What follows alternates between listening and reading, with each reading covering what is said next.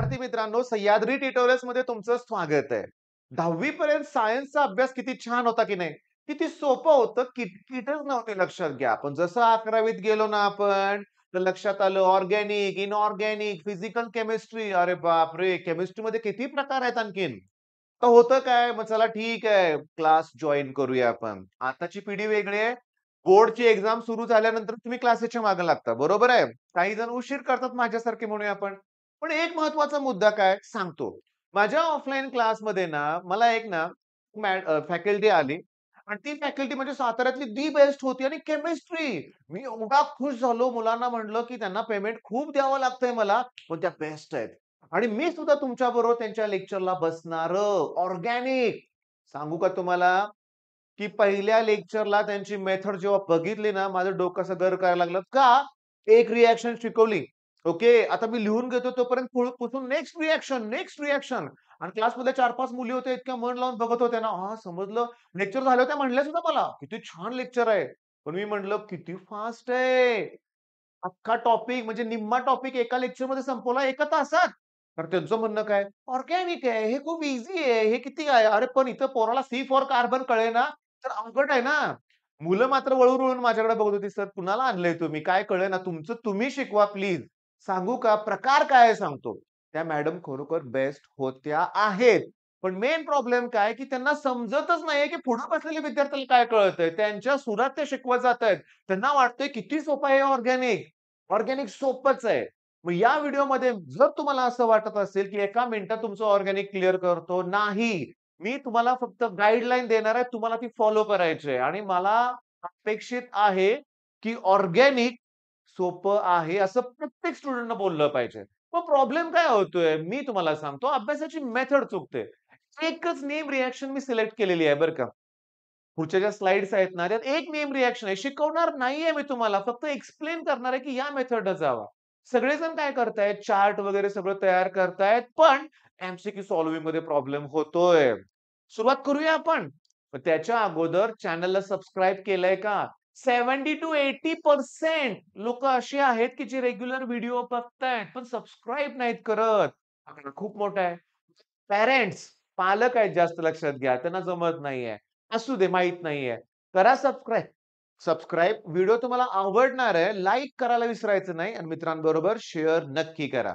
Okay. आता इथं बघा मी सिलेक्ट केलंय सांगतो Williamson synthesis. Okay. Williamson synthesis. पहिली गोष्ट मी तुम्हाला सांगतो, पहिली लाईन काय वाचा रे? Simple. Simple as well as mixed ethers and be prepared by Williamson synthesis. मग एम-सी-क्यू आलेले आहे परीक्षेत. टार्गेट पब्लिकेशनचं पी-वाय-क्यूचं बुक असेल ना, तर उघडा, तर शोधा. Which of the following method is used to prepare simple as well as mixed ether? Williamson synthesis. Option correct आहे. केवढा अवघड प्रश्न आहे. काहीच अवघड नाहीये, पण हे तुम्हाला क्षणात आठवलं पाहिजे. दुसरी एम-सी-क्यू. आता मी तुम्हाला सांगू का, मी एम-सी-क्यू जास्त सिलेक्ट केलेले नाहीयेत ह्याच्यात.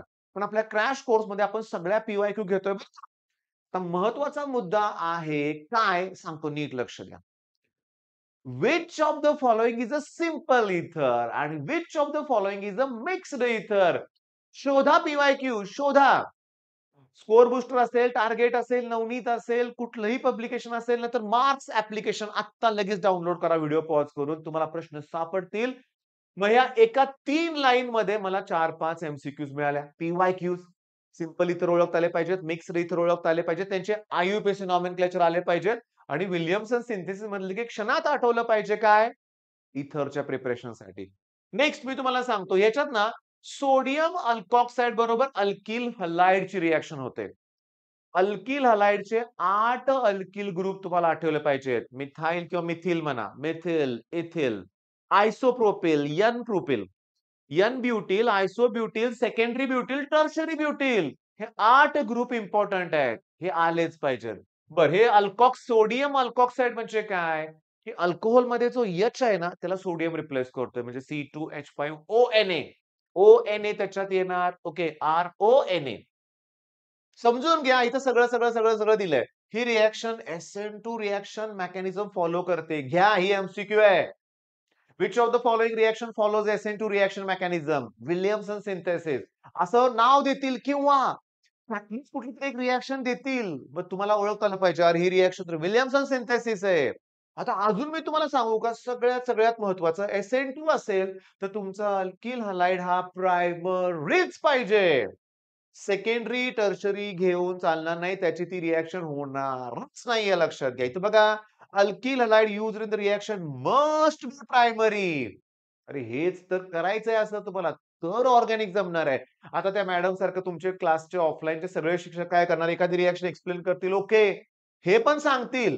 हे सांगतील. नाही असं नाही. पण तुम्ही ते नोट डाउन करून ठेवलं पाहिजे. मग ऑर्गॅनिकच्या प्रत्येक नेम रिएक्शनला असे एमसीक्यू तुम्ही शोधणार आहे. बरं सगळ्यात महत्वाचं अल्किल हलाइड प्रायमरीच घ्यायचंय हो. पण सोडियम अल्कॉक्साइड मधला हा जो अल्किल ग्रुप आहे तो प्रायमरी चालेल, सेकंडरी किंवा टर्शरी सुद्धा चालेल. हे बी केमिस्ट्रीची खरी गंमत आहे. बरं आता सगळ्यात महत्वाचं हे पहिली स्लाइड जाऊ द्या. आपण नेक्स्ट स्लाइडकडे जाऊया. ठीक आहे. जर आपण सेकंडरी किंवा टर्शरी अल्किल हलाइड घेतला तर? आता आपण काय बघितलं, की प्रायमरीच पाहिजे. पण जर सेकंडरी किंवा टर्शरी अल्किल घेतला, तर इथं एलिमिनेशन रिएक्शन होऊन अल्कीन तयार होतंय. झालं का अल्कीन तयार? म्हणजे हा एलिमिनेट होणार आणि इथला पण. मग एलिमिनेशन म्हटलं, की आलं का सेट-झेफ रूल. शोधा सेट-झेफ रूल टॉपिकमध्ये शोधा. अल्किल हॅलोजन डेरिव्हेटिव्हमध्ये शोधा. बरं. इथे काय लिहिलंय रे? Aryl halide do not give Williamson synthesis. मग मी 2च प्रश्न सिलेक्ट केलेत बघा. Which of the following compound does not undergo Williamson synthesis? हे येणार. ये बी येणार. मग हे का नाही येणार? कारण तो बेन्झिल इथर आहे बरं का. मग ते पण एक्सेप्शनल केस आहे. चेक करा. बेन्झिल इथर. Google करा ना, की बेन्झिल इथर तयार होतंय. मग आता मी तुम्हाला सांगतो, एक रिएक्शन तुम्ही या प्रकारे जर केल्या तर होणार आहे. आता Williamson synthesis effective method for the preparation of ether, simple as well as mixed. From hydroxy compound. ठीक आहे, म्हणजे ते अल्कोहलचे कंपाउंड म्हणूया आपण. कारण अल्कोहलची रिएक्शन हायड्रॉक्सी कंपाउंडची रिएक्शन पहिला NaOH बरोबर होणार. मग ह्या सोडियम ह्याला रिप्लेस करणार. ONA अल्कॉक्साइड तयार होणार आणि ह्या अल्कॉक्साइड जो आहे, अल्कॉक्साइड म्हणूया आपण. तो जो अल्कॉक्साइड आहे, तो अल्किल हलाइड बरोबर रिएक्ट होणार आणि मग तुम्हाला इथर मिळणार. ही रिएक्शन कुठली दिली बघा रे जरा. हे बघा नीट लक्ष द्या. बघा सोडियम बरोबर रिएक्शन, सोडियम अल्कॉक्साइड. हे जाऊ दे ठीक आहे. त्याच्यावर जास्त डिस्कशन मी करत नाहीये. पण मी तुम्हाला सांगतो लक्ष द्या व्यवस्थित. इथं बघा एक प्रॉब्लेम दिलाय आणि मग तुम्ही पी-वाय-क्यूज कडे जावा. हे जे असे येलो कलरमध्ये दिलेले आहेत ना प्रॉब्लेम तुमच्या टेक्स्ट बुकमध्ये त्याच्यावरतीच एमसीक्यू जास्त येतायत. मग मी या व्हिडिओमध्ये तुम्हाला काय एक्सप्लेन केलं, की ऑर्गॅनिक नुसती एक रिएक्शन करून होणार नाहीये. एक रिएक्शनच्या पाठीमागे जे सिंपल पॉइंट आहेत ते तुम्हाला करावे लागतील. तर ऑर्गॅनिक होणार आहे. पण आता मला असं वाटतंय, लक्षात आलंय माझ्या, की तुमचे डाउट्स करा ना कमेंटमध्ये टाइप. तुम्हाला काय पाहिजे ते कळू देत ना मला. कुठली रिएक्शन पाहिजे, काय पाहिजे सगळं एक्सप्लेन करेन आणि तुम्हाला एक आयडिया देईन, हिंट देईन. आणि क्रॅश कोर्स मस्त सुरू आहे आपला. तुम्हाला द्यायचा राहिला सुरुवातीलाच नंबर द्यायला पाहिजे होता. काहीही डाउट येईल तर या नंबरवर कॉल करायला विसरू नका आणि आपलं सह्याद्री ट्युटोरियल्स हे प्ले स्टोअरवर डाउनलोड करा. त्यात संघर्ष बॅचमध्ये 7-8 फ्री व्हिडिओ आहेत. बघून घ्या. पुन्हा ड्रॉपर टू टॉपर बॅचवर पण क्लिक करा. तिथं ट्रिग्नोमेट्री 2 आहे. ते आल्याशिवाय कॅल्क्युलस जमणारच नाहीये. तर ते परफेक्ट करा आणि माझ्यावर अभ्यास करा. फोन करा काही डाउट असेल तर WhatsApp मेसेज करा. मी क्लिअर करेन. All the best.